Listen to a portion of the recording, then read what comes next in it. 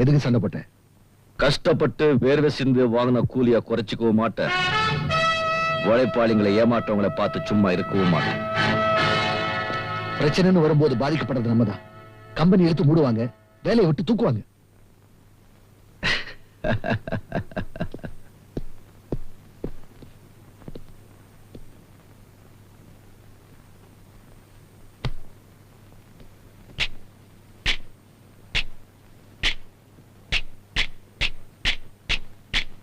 பூரா 300 கம்பெனில தண்டல் வாங்கிட்டு இருக்கிறவன் இந்த துரிப்பன.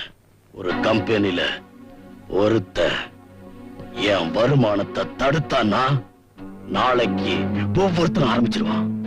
வியாதியையும் எதிரியையும் என்னைக்குமே வளர விடக்கூடாது. அவன் யாரு என்னங்கிற விவரத்தை